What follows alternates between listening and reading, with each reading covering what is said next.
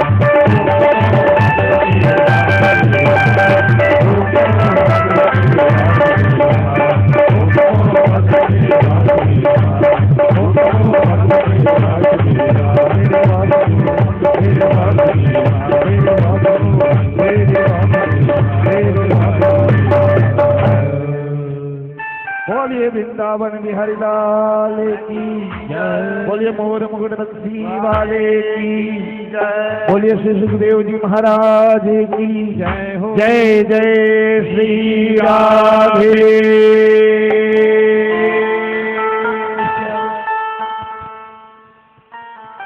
ये मंत्र मुझे दे करके चले गए वो ऋषिजन।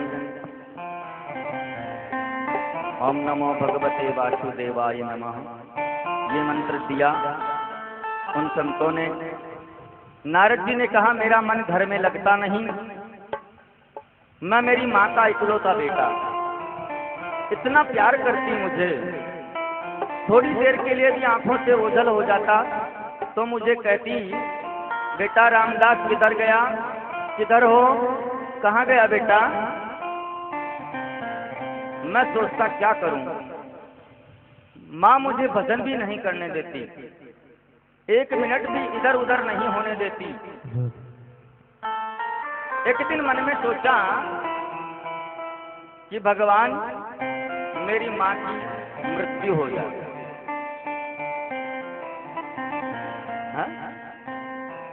क्या कहा, सोचा मन में कि मेरी माँ की मृत्यु हो जावे। यद्यपि मुझे ऐसा नहीं सोचना चाहिए था, लेकिन जब तक ये रहेगी मुझे भजन नहीं करने देगी। ऐसा माँ के प्रति सोचना गलत बात है, लेकिन मन में वैराग्य ऐसा आ गया।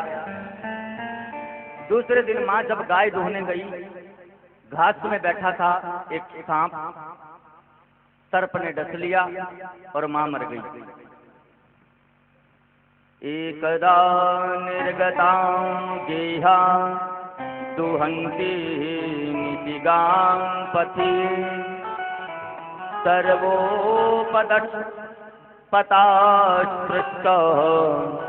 कृपणां कालचोदिता।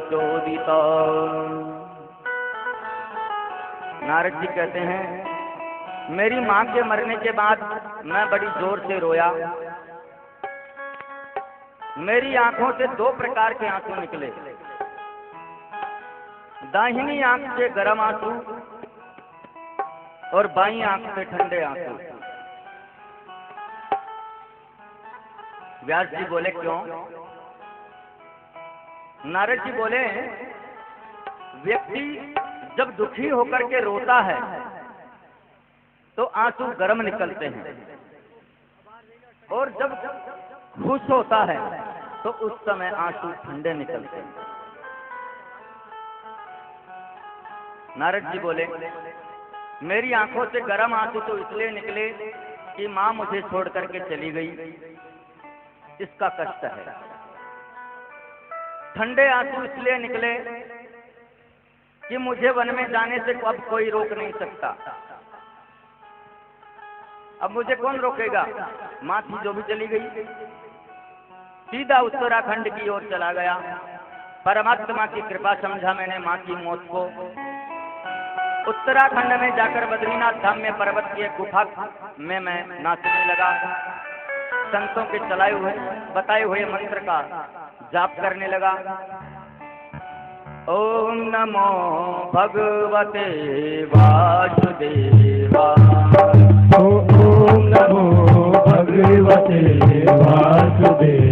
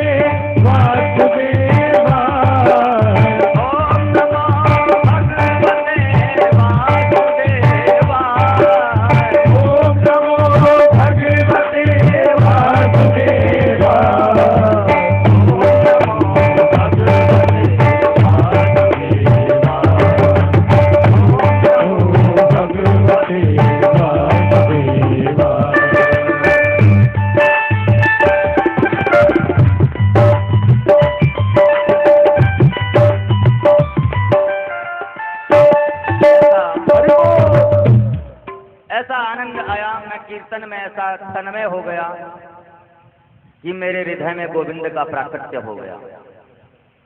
लेकिन व्यास जी, एक क्षण के लिए वो झांकी मेरे अंतर में दिखी और एक क्षण में अंतर्धान हो गई। मैं बड़ी जोर से रोने लगा। आकाशवाणी हुई, अरे बेटा, अभी तुम्हारे संस्कार शेष हैं और इस जन्म में मुझसे मिलना संभव नहीं है। सारी सृष्टि जब प्रलयंकारी समुद्र में डूब गई, दुनिया जब प्रलयंकारी समुद्र में चली गई, मेरी भी मृत्यु हो गई, और जब पुनः सारी सृष्टि का सृजन हुआ तो देखो संत कृपा, देखो सत्संग का आशीर्वाद। वही दासी पुत्र रामदास आज देवर्षि नारद बन गया। देवदत्तामिमाम वीणाम स्वर ब्रह्म विभूषिताम। परमात्मा की कृपा का मैं गान करता हूं। मेरे हाथ में प्रभु की दी हुई वीणा है। मैं यह कहना चाहता हूं व्यास जी, जब संतों के आशीर्वाद से दासी का पुत्र बच्चा रामदास नारद बन सकता है, तो आप भागवत की रचना क्यों नहीं कर सकते? व्यास जी ने समाधि लगाई। नारद जी ने उनके कान में 4 मंत्र दे दिए। 4 मंत्रों की भागवत को उतार दिया उनके हृदय में। समाधि लगाकर व्यास जी ने 4 मंत्रों से 18,000 मंत्र बनाए। बृहत भागवत की रचना कर दी व्यास जी ने। लेकिन अब भागवत की रचना व्यास जी के हृदय में तो हो गई, लेकिन समस्या आ गई।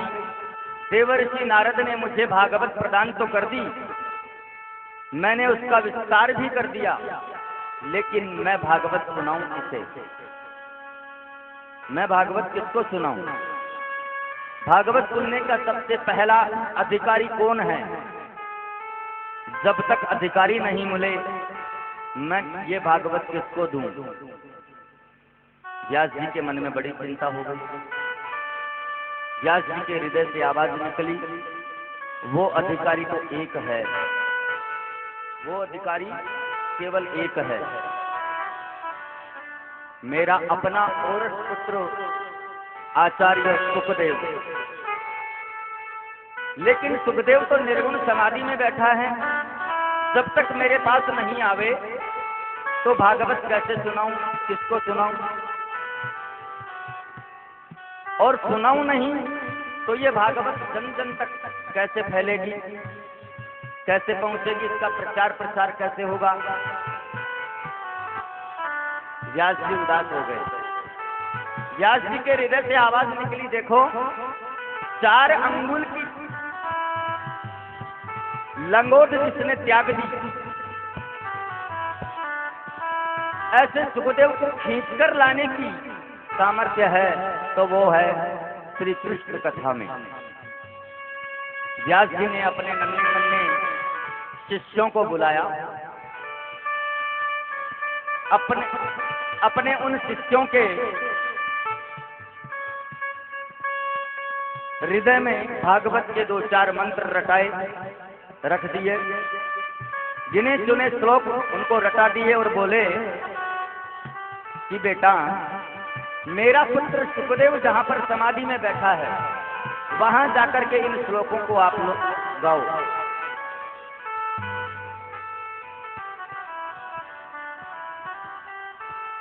व्यास जी के शिष्य सुखदेव जी के पास पहुंचे। वहां जाकर उन्होंने बहुत सुंदर इस मंत्र को गाया। बरहा पीड़म नटवर वपुः कर्णयो कर्णिकारं विभ्रद वातः कनककपितं वैजयन्तीं जमाला। ये आधा श्लोक गाया और ये आधा श्लोक बोलकर जैसे ही चुप हुए, महर्षि वेदव्यास के पुत्र सुखदेव जी की समाधि खुल गई। भगवान कृष्ण के सौंदर्य का वर्णन सुनकर मुस्कुरा कर बोले उन शिष्यों से कि आगे बोलो ना, वो आगे सुनाओ। शिष्यों ने कहा आगे तो हमें नहीं आता, आगे अगर आपको जानना है तो अपने पिताजी के पास जाइए, उनके पास ऐसे 18,000 मंत्र हैं। महात्मा सुखदेव ने मंत्र के माध्यम से जो भगवान के सौंदर्य का श्रवण किया, फिर सोचा होंगे सुंदर, फिर समाधि में बैठ गए। व्यास जी ने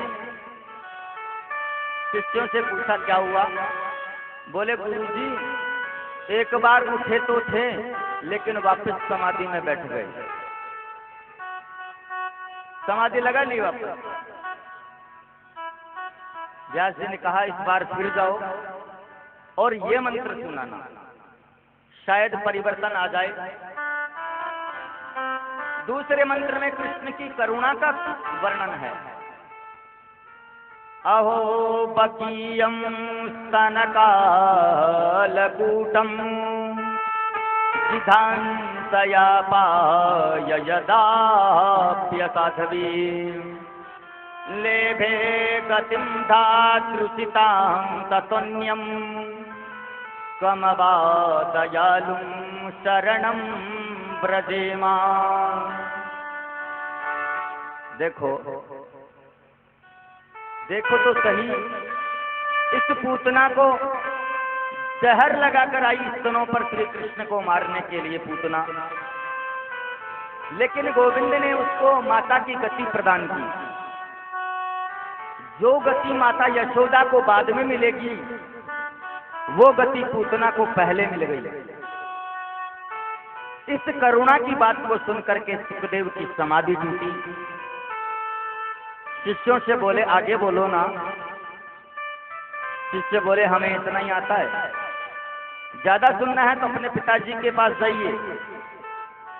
दौड़े दौड़े सुखदेव जी आए, अपने पिताजी के चरणों में गिरकर बोले पिताजी मुझे कृष्ण कथा सुनाइए, मुझे भागवत सुनाइए। महर्षि वेदव्यास ने सोचा मेरा पुत्र आ गया है, लेकिन भागवत को सुनने का प्रथम अधिकारी कौन है? भागवत सुनने का प्रथम अधिकारी कौन है? जिसने काम को जीता, जिसने क्रोध को जीता।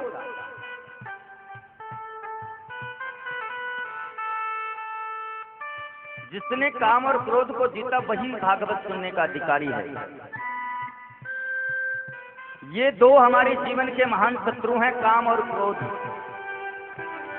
जहाँ काम तह राम नहीं, जहाँ राम नहीं काम। जहाँ राम है वहाँ काम नहीं हो सकता, और जहाँ काम है वहाँ राम नहीं होते। और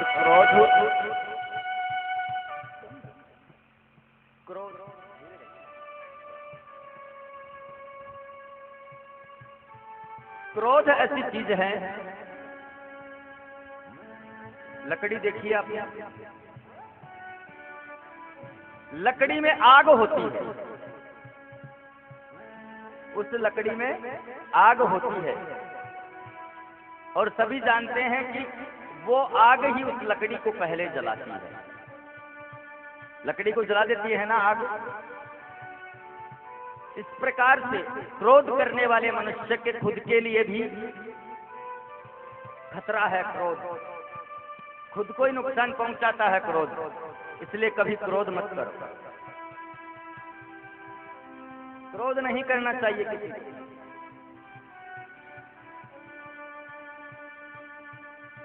तो जिस हृदय में पहले काम बैठ जाएगा वहां राम को आने में संकोच होता है, और जहां पहले हमने राम को बिठा दिया वहां काम कभी नहीं आ सकता। इसलिए सुखदेव ने काम को जीता है कि नहीं, क्रोध पर विजय पाई है कि नहीं, इसकी परीक्षा कैसे हो। हालांकि मैं जानता हूं कि सुखदेव ने काम और क्रोध को जीता है, लेकिन व्यास जी कहते हैं कि वो मेरा ही पुत्र है, और मैं लोगों को कहूंगा कि मेरे पुत्र ने काम क्रोध को जीता है, तो लोग कहेंगे कि अपने पुत्र की बड़ाई करते हैं।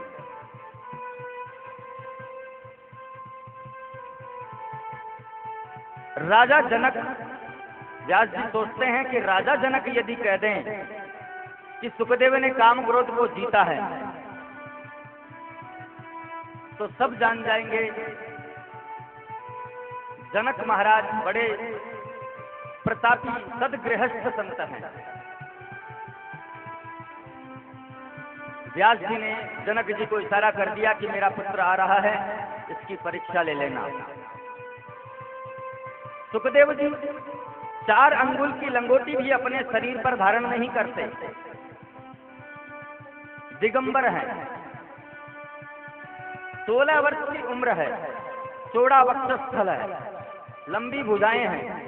जनक महाराज के द्वार पर पहुंच गए। व्यास जी ने समाचार पहुंचा दिया मेरा पुत्र आ रहा है, जरा इसकी ठोक बजा करके परीक्षा ले लेना, इसने मन को जीता है कि नहीं। जैसे ही सुखदेव जी जनक के द्वार पर पहुंचे और द्वारपाल से बोले, श्री जनक जी महाराज से बोलो कि व्यास नंदन उनसे वेद पढ़ना चाहते हैं। जनक महाराज ने भीतर से ही कह दिया, अभी 5 दिन तक समय नहीं है, द्वार पर खड़े रहो। ऐसा विचित्र संत 5 दिन तक द्वार पर खड़ा रहा, लेकिन जरा भी क्रोध नहीं आया, धूप में खड़ा रहा। विषम परिस्थितियों को भी मुस्कुरा कर निकाल देवे, वही तो संत है।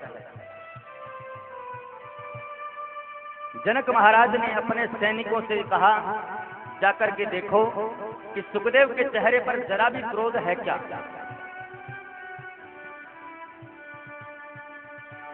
सैनिक ने वापस जाकर के कहा कि महाराज, ऐसा विचित्र संत हमने हमारे जीवन में नहीं देखा।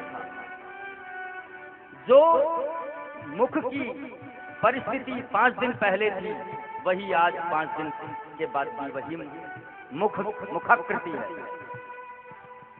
मुंह की वो आकृति है, जरा भी क्रोध नहीं है।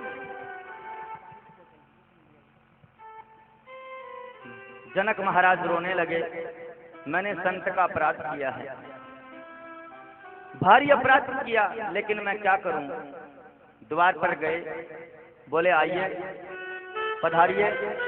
सुखदेव जी ने कहा, मैं व्यास जी का पुत्र सुखदेव हूं, आपसे वेदांत पढ़ने आया हूं।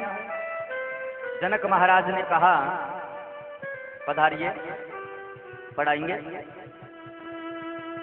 लोगों को इशारा किया,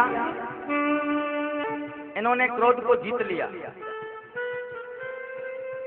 5 दिन धूप में खड़े रहे, लेकिन जरा भी क्रोध नहीं आया। अंतःपुर के द्वार पर सुखदेव को बिठा दिया। जनक चले गए। एक से एक सुंदरी नारी वहां पर आई और सबने सुखदेव को घेर लिया। कोई उन्हें चंवर डुरा रही है, कोई उन्हें तांबूल समर्पित कर रही है। एक सुंदरी ने तो सुखदेव का आलिंगन करके बैठ गई, परंतु आदरणीय सुखदेव के चेहरे पर जरा भी विकार नहीं आया। और जहां विकार होता है, वहीं संस्कार की जरूरत होती है। दाढ़ी बढ़ गई तो दाढ़ी बनानी पड़ेगी, कीचड़ लग गया शरीर को तो धोना पड़ेगा, कहीं से कपड़ा फट गया तो उसको सिलना पड़ेगा। जहां विकार है, वहीं संस्कार की जरूरत होती है। तो यहाँ तो कोई विकार नहीं। सुखदेव की मुखाकृति जो 5 दिन पहले थी, वो आज भी है। और इतनी सारी नारियों के बीच रहकर भी विकार नहीं आया, कोई विकृति उनके चेहरे पर नहीं आई। जनक महाराज आकर साष्टांग उनके चरणों में लेट गए। मुझे क्षमा करें भगवान, बहुत बड़ा अपराध हुआ, आपके पिता का आदेश था, इसलिए ऐसा अपराध मैंने किया। मैं आपको क्या वेदांत पढ़ाऊंगा, आप तो स्वयं वेदांत स्वरूप हैं, आपको वेदांत के सशक्त हस्ताक्षर हैं। जन जन में प्रचार कर दिया, काम और क्रोध दोनों को जीता है आचार्य सुखदेव ने। ब्रह्मा की सृष्टि में केवल एक ही पुरुष ऐसा है, आचार्य सुखदेव, जिन्होंने काम को जीता है, क्रोध पर विजय पाई है।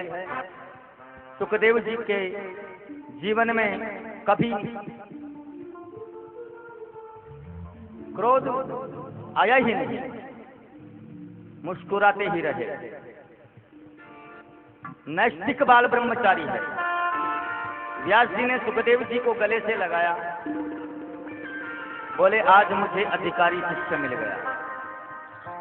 जैसे शिष्य की इच्छा होती है कि मुझे गुरु श्रेष्ठ मिले, वैसे ही गुरु भी चाहता है कि मुझे अधिकारी शिष्य मिले। सुपात्र शिष्य मिले जिसको मैं विद्या दे सकूं। वाल्मीकि रामायण में वर्णन आता है, अगस्त्य मुनि के शिष्य थे सुतीक्ष्ण जी। सुतीक्ष्ण को अगस्त्य ने जब विद्या अध्ययन कराया तो सुतीक्ष्ण जी ने कहा, गुरुदेव गुरु दक्षिणा में क्या दूं? अगस्त्य मुनि ने सुतीक्ष्ण को अंक में भर करके कहा, बेटा यदि मुझे गुरु दक्षिणा देना चाहते हो तो मुझे राम के दर्शन करा दो। अपने शिष्य से कहते हैं कि मुझे राम के दर्शन करा दो, मुझे और कुछ नहीं चाहिए, क्योंकि तुम्हारे जैसा तपस्वी शिष्य मिलना भी भाग्य की बात है। इसलिए सुतीक्ष्ण जी के आश्रम पर मेरे रघुवर आए तो सुतीक्ष्ण जी ने उन्हें अगस्त्य मुनि के आश्रम पर ले जाकर गुरुदेव को प्रभु श्री राम जी का दर्शन कराया। ऐसे ही महर्षि वेदव्यास को परम हर्ष हुआ, मुझे मेरे ही जैसा यशस्वी शिष्य मिल गया। पुराणों की विद्या दिगंबर नहीं कह सकता, पुराणों की विद्या जो है वो दिगंबर नहीं कह सकता है। इसलिए व्यास जी ने पहले सुखदेव जी को कोपिन पहनाई, लंगोट। सुखदेव जी दिगंबर जरूर हैं, लेकिन ऐसे दिगंबर नहीं हैं, कोपिन पहनते। उनको श्रीमद् भागवत का अध्ययन कराया। भागवत जी को पढ़कर सुखदेव गदगद हो गए। राजऋषि परीक्षित को जब 7 दिवस में मृत्यु का श्राप मिला और कोई भी निर्णय नहीं कर पाया कि केवल 7 दिन में परीक्षित को मोक्ष कैसे मिले, तभी आदरणीय सुखदेव परीक्षित की सभा में आए। ऐसी भागवत सुनाई सज्जनों परीक्षित को कि 7वें दिन परीक्षित के लिए विमान आ गया और परीक्षित वैकुंठ को चले गए। शौनकादिक ऋषियों ने पूछा, महाराज ये परीक्षित कौन है, किसके पुत्र हैं परीक्षित? 7 दिन में मरने का श्राप इन्हें क्यों मिला? श्री सूत जी ने कहा, परीक्षित के जन्म के प्रसंग को सुनाना मैं आवश्यक नहीं समझता, लेकिन समझाऊंगा, सुनाऊंगा, क्योंकि परीक्षित की जन्म कथा से ही मेरे गोविंद की कथा का प्राकट्य होता है। गोविंद की श्री कृष्ण की कथा प्रकट होती है। जिस मानव की कथा परमात्मा से संबंध जोड़ या जिस मनुष्य की कथा से परमात्मा की कथा जुड़ जाए, उस मनुष्य की कथा परमात्मा की कथा से कम थोड़ी होती है। कौरव पांडवों का जब युद्ध हो रहा था, तभी कौरव मारे गए, सभी कौरव मारे गए। कौरवों में केवल एक बचा है, दुर्योधन। आदरणीय भीमसेन ने अपनी गदा के प्रहार से दुर्योधन की जंगा को तोड़ दिया। एक एक पल गिन रहा है अपनी मौत का, कब मृत्यु हो जाए कौन जाने। ऐसी उसकी परिस्थिति है। दुर्योधन पड़ा है। कौरवों के गुरुदेव के पुत्र हैं अश्वत्थामा। अश्वत्थामा ने आकर के कहा मित्रवर दुर्योधन से, मित्रवर ये तुम्हारी दुर्गति किसने की? दुर्योधन ने कहा, मित्र 5 पांडवों को मारकर आओ, कैसे भी हो 5 पांडव मर गए तो मैं समझूंगा मुझे सब कुछ मिल गया। अश्वत्थामा ने कहा, ये कौन सी बड़ी बात है मित्र, समझ लो आज पांडव मर गए, 5 की गति हो गई आज। जाको राखे साइया मार सके ना कोई, पालन बांका कर सके जो जग बैरी हो। रक्षक जिनका गोविंद है उसका कोई कुछ नहीं बिगाड़ सकता। उन्हें कौन मार सकता? पांचों पांडव तान दुपट्टा सो रहे हैं, लेकिन मेरे गोविंद हाथ में छड़ी लेकर के उनके पहरा लगा रहे हैं, उनकी रखवाली कर रहे हैं। अर्जुन की नींद खुली रात को और कहा अर्जुन ने, गोपाल आप अभी सोए नहीं?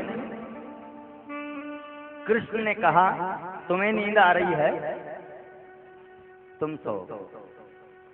अर्जुन बोले, जीवन की बागडोर जब आपको सौंप दी तो हम तो सोएंगे ही, हमें क्या चिंता। लेकिन मैं कहता हूं इस स्थान पर तुम्हें नहीं सोना चाहिए। पांचों पांडवों को श्री कृष्ण ने दूसरे स्थान पर ले जाकर के सुला दिया और द्रौपदी के पांचों पुत्रों वहीं पर सोए हुए रह गए। सोए हुए द्रौपदी के पांचों पुत्रों को अश्वत्थामा ने मार डाला, उनके सिर काट लिए।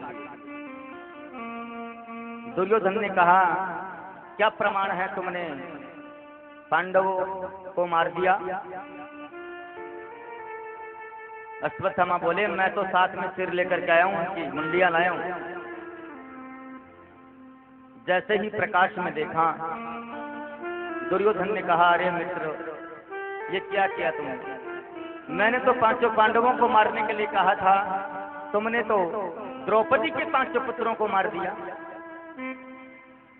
हमारा वंश तो वैसे ही नष्ट हो चुका है। एक पुत्र बचा था मेरा, वो भी मर गया। पांडवों के ये 5 पुत्र बचे थे, इनको भी मार दिया। रोते रोते दुर्योधन जमीन पर गिर पड़ा और उसका प्राणांत हो गया। बोलिए जय श्री कृष्ण।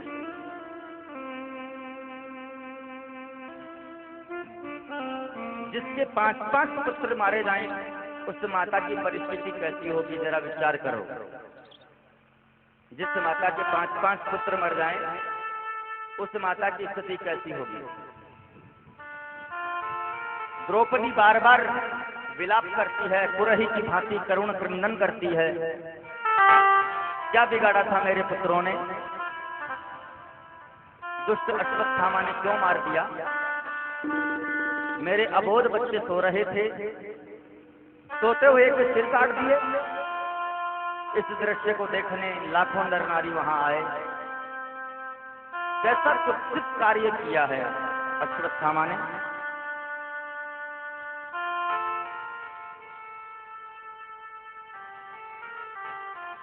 अर्जुन ने द्रौपदी के करुण क्रंदन को जब देखा तो हाथ में धनुष बाण ले लिया और कहा, देवी द्रौपदी, तुम्हारे पुत्रों को जिसने मारा है उसको मैं आकाश पाताल कहीं भी होगा नहीं छोड़ूंगा। गांडीव धनुष हाथ में लेकर उसको मारने दौड़े। अश्वत्थामा ने देखा कि अर्जुन हमें मार देगा, अपना ब्रह्मास्त्र चला दिया। अश्वत्थामा ने आकाश मार्ग से विशाल ब्रह्मास्त्र को आते हुए देख अर्जुन कृष्ण के चरणों में गिर पड़े। कृष्ण कृष्ण महाबाहो भक्तानां भयंकरा त्वमेको दयमाना नाम पवगोषि संसृते।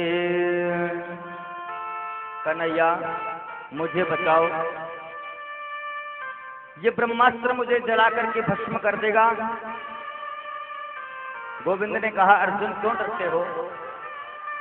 कभी कभी विष की औषधि विष होती है, कांटे से कांटा निकलता है, लोहे से लोहे को काटा जाता है। ब्रह्मास्त्र को शांत करने का तरीका भी यही है कि तुम भी ब्रह्मास्त्र चला दो। अर्जुन ने अपने ब्रह्मास्त्र को चलाया। दोनों ब्रह्मास्त्र टकरा करके शांत हो गए। अर्जुन दौड़कर अश्वत्थामा के केस पकड़ करके खींच करके लाया, लाखों नर नारी के बीच लाकर बोला, देवी द्रौपदी, तुम्हारे अबोध बच्चों को मारने वाला ये अश्वत्थामा हमारे गुरुदेव के चरित्र पर कलंक मात्र है। एक प्रकार से ये बहुत बड़ा कलंक है। लोगों ने कहा, द्रोणाचार्य के पुत्र होकर ऐसा तुम्हारा निकृष्ट कार्य, ऊंच निवास नीच कर टूटी।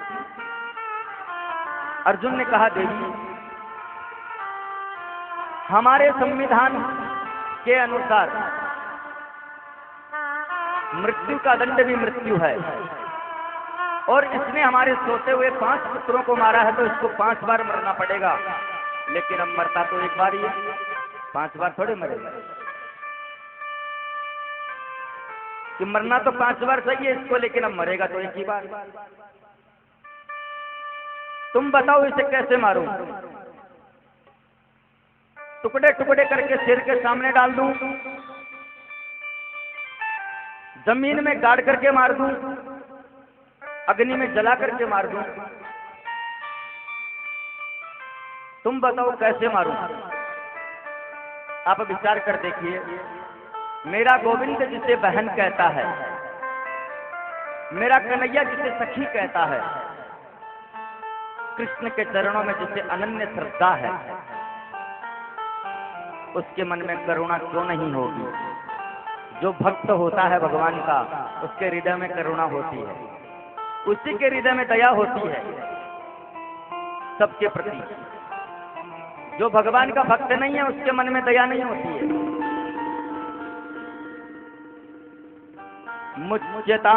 मुच्यतामेषा ब्राह्मणो नितराम गुरु। छोड़ दीजिए इसे, क्या मिलेगा इसे मारकर? द्रौपदी बोली। अर्जुन ने कहा, क्या कहती हो तुम?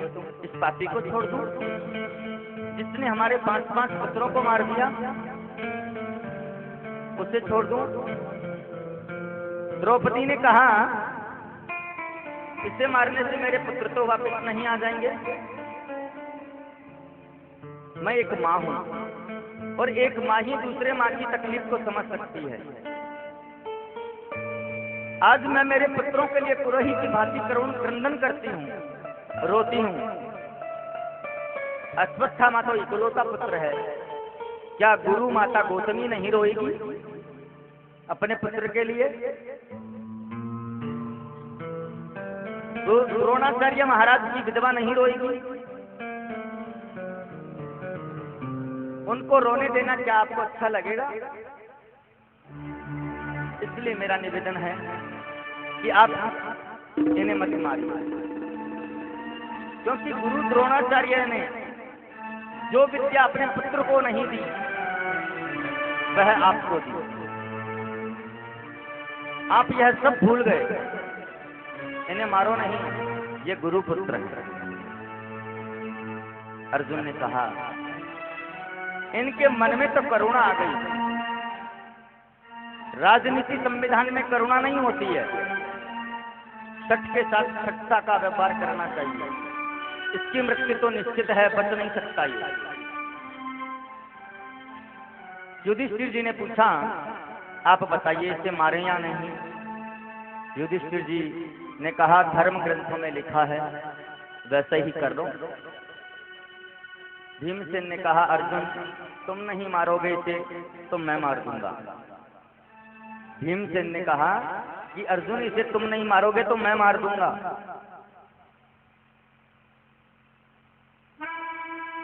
पापी को मारने से पाप नहीं लगता। नकुल सहदेव ने कहा, मंजले भैया ठीक कर रहे हैं, मरना ही चाहिए इसे। लेकिन द्रौपदी दया की स्वरूप है, वो कहती है मत मारो इसे। मेरे गोविंद द्वारिकाधीश शांत खड़े हैं। अर्जुन ने कृष्ण के चरण पकड़कर कहा, कन्हैया मेरा मार्गदर्शन करो, मैं क्या करूं? मुझे क्या करना चाहिए? मेरे गोविंद ने बहुत सुंदर बात कही, इसे आप सुनिए। ब्रह्म बंधुर्न हन्तव्य आततायि पदार्हणा मयेवो भयमामनातं परिपायनुशासनम्। अर्जुन, शास्त्र कहते हैं ब्राह्मण चाहे जैसा भी क्यों ना हो, उसे कभी मारना नहीं चाहिए। बालकों का हत्यारा कोई भी हो, उसे छोड़ना नहीं चाहिए। ब्राह्मण तो चाहे कोई भी हो, उसे मारना नहीं चाहिए, और बालक का हत्यारा कोई भी हो, उसे छोड़ना नहीं चाहिए। ये ब्राह्मण है, इसे मारने का तुम्हें कोई अधिकार नहीं, और ये बाल हत्यारा है, इसे छोड़ना पाप होगा। इसलिए मारो भी मत और छोड़ो भी मत, मारो भी और छोड़ो भी। सन्नाटा छा गया पूरी सभा में कि प्रभु ये क्या बोल रहे हो आप? ऐसा कैसे हो सकता है कि मार भी दें और छोड़े भी नहीं?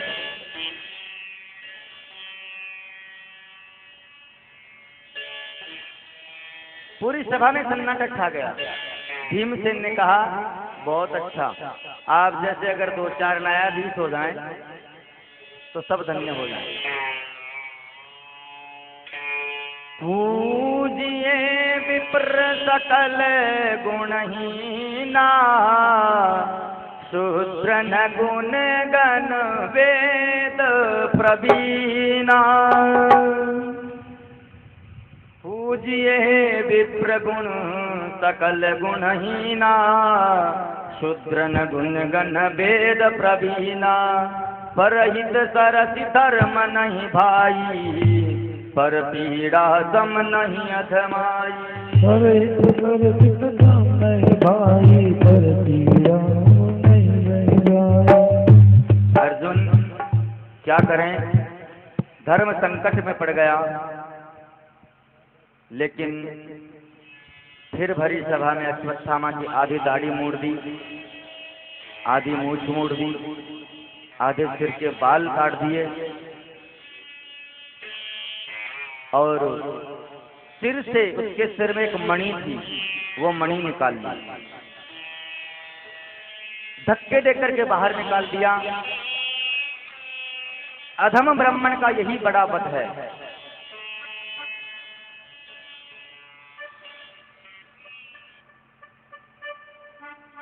इससे बड़ा वध और क्या हो सकता है? आधी दाढ़ी मूड़ दी, आधी मूछ मोड़ दी, आधे सिर के बाल काट दिए और सिर में से मणि निकाल ली और धक्के देकर के बाहर निकाल दिए। ब्राह्मण के लिए तो इतना ही खूब है, वही मर गया। अश्वत्थामा का तो अर्जुन का शुक्रगुजार होना चाहिए। काम तो मैंने मरने का किया, फिर भी अर्जुन ने मुझे मारा नहीं, केवल दंडित किया है। परंतु अश्वत्थामा के मन में ईर्ष्या आ गई। मानव का सबसे बड़ा दुर्गुण है ये ईर्ष्या।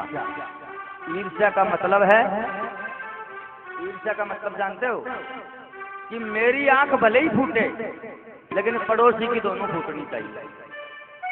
इसे कहते हैं ईर्ष्या।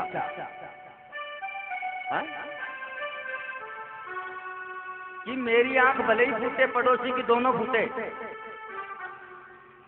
उसे कहते हैं ईर्ष्या। मतलब मेरा अहित ना हो भले, लेकिन पड़ोसी का अहित जरूर होना चाहिए, अनहित होना चाहिए। यही ईर्ष्या का लक्षण है।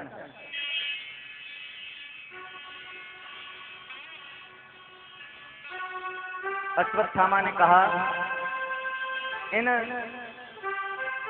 पांडवों के वंश को मैं निर्वंश करके मानूंगा। ईर्ष्या आ गई उसके मन में, तो वो कहता है कि इन पांडवों के वंश को मैं निर्वंश करके मानूंगा। इनके वंश में पानी देने वाला भी नहीं रहेगा। आश्रम में बैठा बैठा सोचने लगा, अब इनके वंश में कौन बचा है, ऐसे सोच रहा है। अभिमन्यु युद्ध में मारा गया, 5 पुत्र थे वो कल मैंने मार दिए। फिर सोचा नहीं, अभिमन्यु की मृत्यु के समय मैंने सुना था कि अभिमन्यु की पत्नी गर्भवती है। आज उसे 9 महीने पूर्ण हो रहे हैं, गर्भस्थ शिशु को मार देता हूं। जो उसके पत्नी अभिमन्यु की पत्नी के गर्भ में जो बालक है मैं उसे मार देता हूं, तो पांडव वंश निर्वंश हो जाएगा। बस मानव के मन में ईर्ष्या रूपी भी विष जब आ जाता है तो उसका चरित्र प्रदूषित हो जाता है।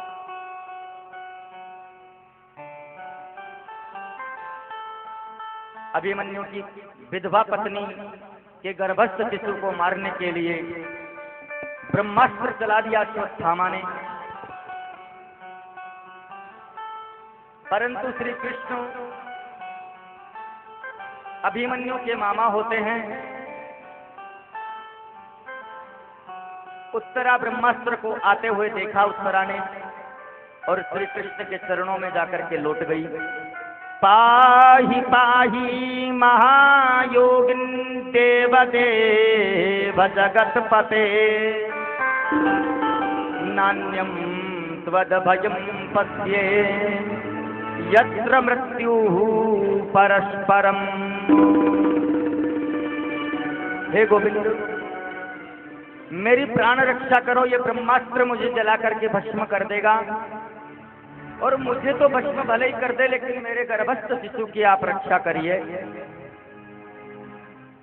मेरे गर्भस्थ शिशु को कैसे भी बचाइए, वरना पांडवों के वंश में कोई पानी देने वाला भी नहीं बचेगा। ये बालक नष्ट हो गया तो मेरे प्रभु ने कहा, ऐसा निकृष्ट चरित्र उस गुरुपुत्र का हो गया, मैंने सोचा भी नहीं था ऐसा इसका आचरण हो जाएगा। बेटी, तुम एक क्षण के लिए भी चिंतित मत हो। थोड़ी देर के लिए अपने हृदय में मातृभाव लाओ, ममता उत्पन्न करो। थोड़ी देर के लिए तुम अपने हृदय में मातृत्व लाओ। जैसे ही उत्तरा के मन में मातृभाव आया, मेरे गोविंद सूक्ष्म रूप से उत्तरा के गर्भ में प्रवेश कर गए। भुजाएं, 4 भुजाएं धारण कर ली मेरे प्रभु ने, और गदा को सुदर्शन चक्र की भांति घुमाया और गर्भस्थ शिशु की प्राण रक्षा कर दी मेरे गोविंद ने। बोलिए जय श्री कृष्ण, जय श्री राम। एक रूप से बाहर भी खड़े हैं, एक रूप से गर्भ में प्रवेश कर गई और बालक की रक्षा की। और उत्तरा से कहते हैं कि बेटी, कष्ट तो नहीं?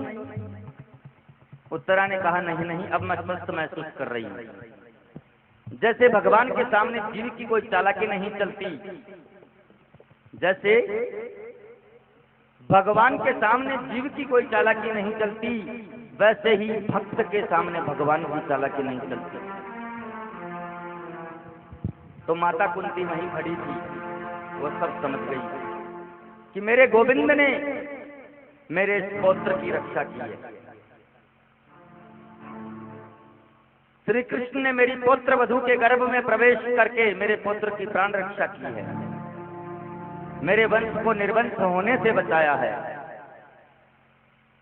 माता कुंती श्री कृष्ण के चरणों में गिर पड़ी और बार बार रुदन करने लगी और कहने लगी, हे श्री कृष्ण द्वारिकावासिन देव देव जगत पते, हे गोपाल प्रणाम करती हूँ आपको। आप साक्षात जगदीश्वर हैं, अधीश्वर हैं, जगत के नियंता हैं, परमात्मा अखिलेश्वर हैं। निर्गुण ब्रह्म ही सगुण रूप लेकर के अवतरित होकर के यहाँ आया है। मेरे प्रभु ने कहा, बुआ जी क्या कहती हो आप? अरे बुआ, बस मुझे भगवान बताती है, जगत नियंता बताती है, परमात्मा कहती है, मैं तो आपका भतीजा हूँ, आपके भाई का सबसे छोटा पुत्र हूँ। कुंती बोली, यही तो नाटक तुम्हारा विचित्र है लाला। किसी को बुआ बनाते हो, किसी को फूफा बनाते हो, किसी को मामा बनाते हो, और ये क्यों भूल जाते हो कि तुम खुद ही सबके परबाबा हो।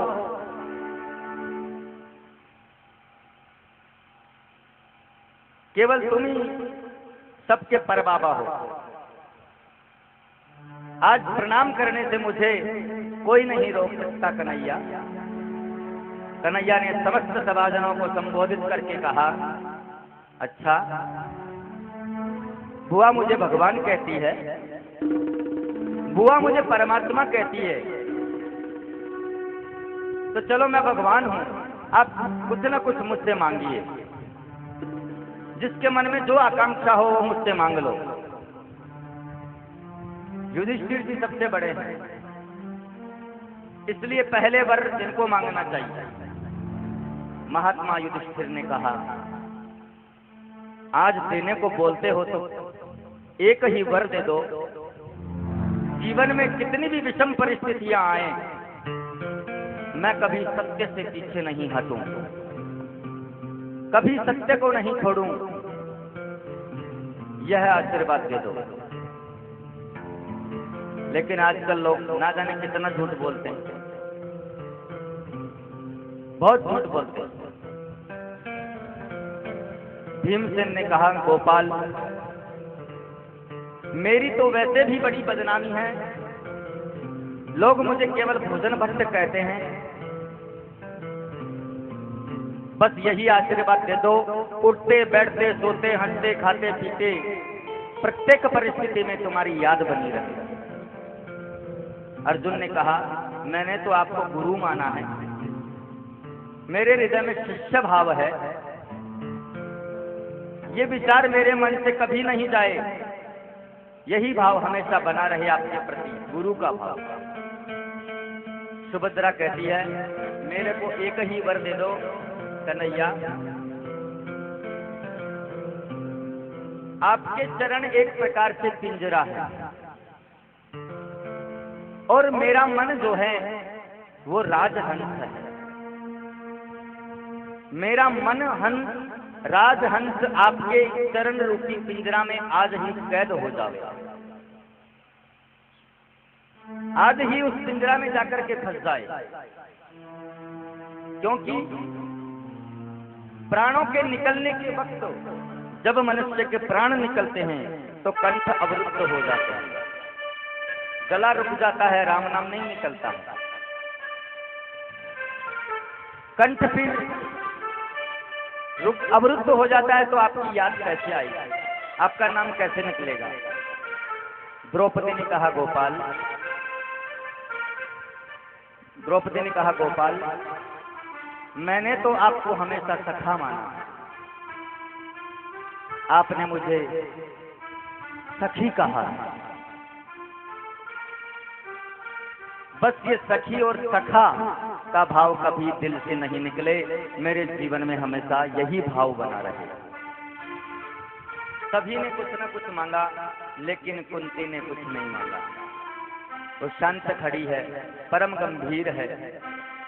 गोविंद ने मुस्कुराकर कहा, बुआ जी आपने कुछ नहीं मांगा, सबने कुछ ना कुछ मांगा है, आप भी कुछ मांगो।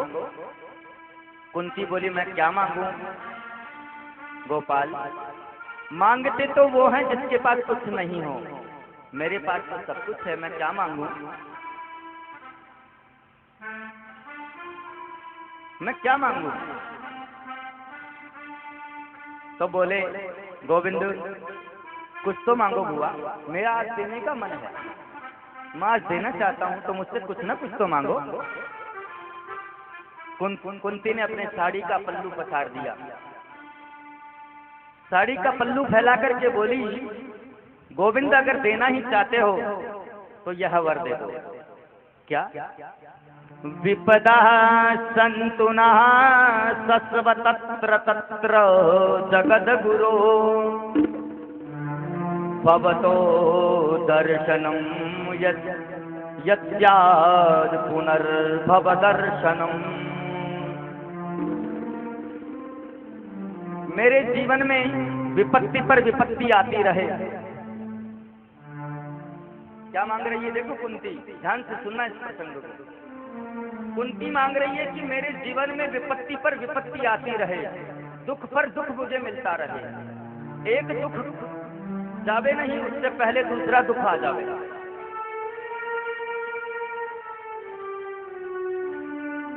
मेरे गोविंद बोले, क्या मांग रही हो भुआ?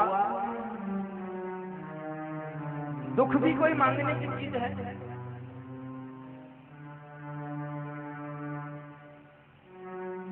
बुआ, तुम्हारा जीवन दुखों से भरा हुआ है। जरा एक कुंती के चरित्र पर दृष्टि डालना। कुंती का जन्म हुआ मथुरा में, सूरसेन जी के यहाँ।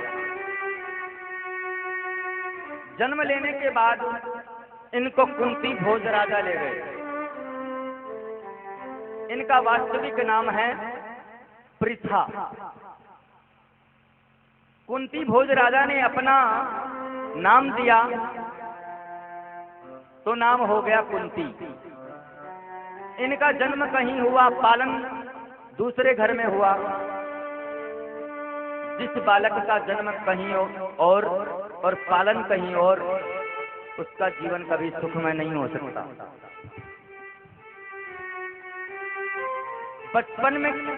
बचपन कुंती का बड़े कष्ट में बीता। किशोर अवस्था को कुंती ने पार किया तो विवाह हो गया, और विवाह भी हुआ तो एक ऐसे पुरुष से हुआ जो जन्म से ही पीलिया का रोगी है, पीलिया के रोग से ग्रस्त है।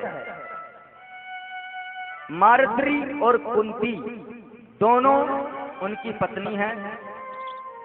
कुंती ने सोचा कोई बात नहीं, मेरे लिए मेरे पति परमेश्वर हैं, पति भी मिला तो ऐसा जो पीलिया के रोगी से ग्रस्त है, और उस पति का कोई सुख नहीं मिला, क्योंकि पति को ऐसा श्राप मिला हुआ था कि जब भी सहवास की कामना लेकर पत्नी के पास जाओगे तुम्हारी मृत्यु हो जाएगी। ये तो महात्मा दुर्वासा के कुछ मंत्र दिए हुए थे कुंती को, जिनसे कुंती जिस देवता का आवाहन करके बुलाती तो प्रकट हो जाते। उन्हीं मंत्रों के आश्रय से धर्मराज को आमंत्रित किया तो धर्मराज की कृपा से युधिष्ठिर जी पैदा हो गए। इंद्र की कृपा से अर्जुन पैदा हुए। पवन देव की कृपा से भीमसेन पैदा हुए। मारत्री जो उनकी सोत है कुंती की, उसके लिए भी अश्विनी कुमारों को बुलाया कुंती ने, आमंत्रित किया तो 2 बेटा हो गए मारत्री को, नकुल और सहदेव। कुंती की युवावस्था भी सुख से व्यतीत नहीं हुई। पति की भी असमय मृत्यु हो गई, क्योंकि पांडु राजा एक बार मन को काबू नहीं रख पाए और मारत्री के पास चले गए और उनकी मृत्यु हो गई। अब मारत्री ने कहा, बहन मेरी वजह से पति मरे हैं तो अब मैं सती होंगी। तो मारत्री पांडु राजा के साथ सती हो गई। विचार करिए, एक ऐसी विधवा नारी ऐसी विषम परिस्थिति में 5-5 पुत्रों को कैसे पाल सकती है? जिसके 5 पुत्रों को मारने के लिए गांधारी के 100 पुत्र 24 घंटे प्रयास करते हैं कि कैसे मारें। पेड़ से गिरा कर के मारें, आग में लाक्षागृह में जला करके मारें, जहर देकर के मारें।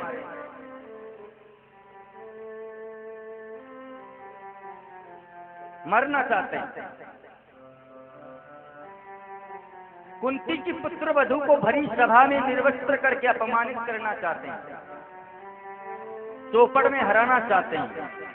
12 वर्ष का वनवास, 1 वर्ष का अज्ञातवास। बुआ, तुम्हारे जीवन का एक भी दिन सुख से बीता हो मुझे याद नहीं है। आज तुम्हारे पुत्रों को सुख मिला है, वो राजा बने हैं, विजय श्री प्राप्त हुई है, युधिष्ठिर जी राजगद्दी पर बैठे हैं। मैंने आज तुमसे कुछ मांगने को कहा तो आज भी तुमने मांगा तो दुख मांगा। सुख के माथे सिल पड़े जो हृदय हरि, जो हरि हृदय से जाय, बलिहारी व दुख की जो पल पल नाम जपाय। सुख के माथे सिल पड़े, हरि हृदय से जाए, बलिहारी व दुख की जो पल पल नाम जपाए। ऐसे सुख को लेकर क्या करें जो परमात्मा को भुला दे।